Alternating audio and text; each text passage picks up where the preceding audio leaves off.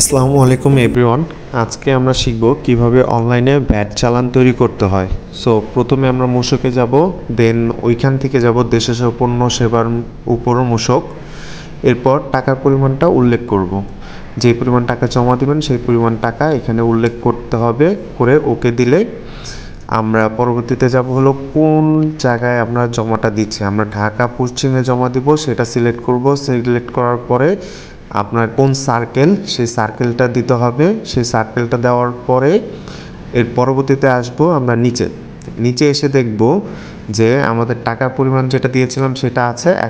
এখন আমরা যার টাকা দিচ্ছি তার বিন নাম্বার সিলেক্ট করব। যদি টিন থাকে টিন সিলেক্ট করলে হবে, আর যদি বিন থাকে বিন নাম্বার দিলে হবে। এবং যদি তার বিন টিন কোনোটাই না থাকে সেক্ষেত্রে সেই প্রতিষ্ঠানের নাম বা ব্যক্তির নাম লিখে নিচে যদি লাইসেন্স থাকে সেটা দিবেন, আর না হলে তার ঠিকানা থাকলে ঠিকানাটা উল্লেখ করে দিবেন। যেহেতু আমাদের বিন নাম্বার আছে আমরা বিন নাম্বারটা বসালাম।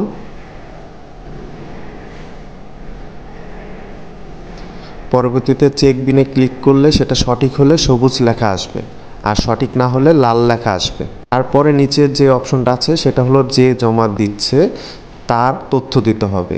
তার তথ্য যদি 3 নাম্বার থাকে তাহলে 3 নাম্বারের জায়গায় আপনি 3 নাম্বারটা বসাবেন। সিকিউরিটি পারপাসে এই 3টি ঘর আমরা কালার করে দিলাম। আপনি 3 নাম্বার বসানোর পরে দেখবেন পাশে একটি চেক টিক লেখা আছে, সেখানে ক্লিক করবেন। বলে দেখবেন পাশে সবুজ লেখা এসেছে। যদি এটা ভুল হয় তাহলে সেই সবুজ লেখার জায়গায় লাল লেখা আসবে।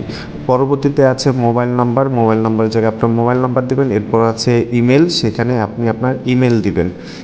নিচে দেখতে পাচ্ছেন 4টি পেমেন্ট মেথড আছে। সো প্রথম পেমেন্ট মেথড হলো মোবাইল ব্যাংকিং সিলেক্ট করলে নিচে দেখতে পাবেন আপনারা মোবাইল ব্যাংকিংয়ের 4টি পেমেন্ট মেথড আছে। এখানে পেমেন্টের 4টি অপশন আছে। প্রথমটি মোবাইল ব্যাংকিং, পরেরটি ইন্টারনেট ব্যাংকিং, তারপরে কার্ড পেমেন্ট, এরপরে হলো ব্যাংক কাউন্টারে জমা। মোবাইল ব্যাংকিংয়ে 4টি পেমেন্ট মেথড আছে। প্রথমটি হলো বিকাশ, নগদ, এরপরে রকেট এবং top up. Second option internet banking, যেটি অনলাইনে টাকা জমা দেওয়ার মাধ্যমে চালান ইনস্ট্যান্ট পাওয়া যায়।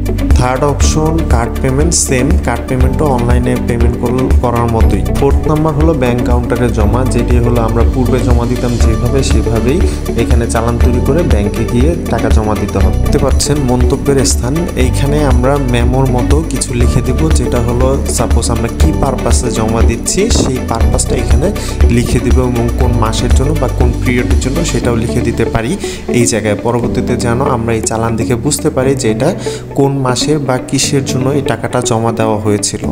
পরবর্তীতে সেভ বাটনে ক্লিক করলে একটি নাম্বার আসবে, যেটি হলো আপনার চালান নাম্বার। এই চালান নাম্বার দিয়ে আপনি তৈরিকৃত চালানটি ডাউনলোড করে সেটা প্রিন্ট আউট করে ব্যাংকে গিয়ে জমা দিতে পারবেন। আগের মতো নর্মাল যেভাবে আমরা চালান জমা দিতাম সেম ওইভাবেই। আজকের জন্য এই পর্যন্তই। কারো যদি ভিডিওটি ভালো লেগে থাকে অবশ্যই সাবস্ক্রাইব করবেন এবং লাইক শেয়ার দিয়ে আমাদের পাশে থাকবেন। এবং পরবর্তী ভিডিওতে আমরা কিভাবে ট্যাক্সের চালান তৈরি করে এবং চালান কিভাবে ডাউনলোড করে সেটি নিয়ে আমরা একটি ভিডিও তৈরি করব।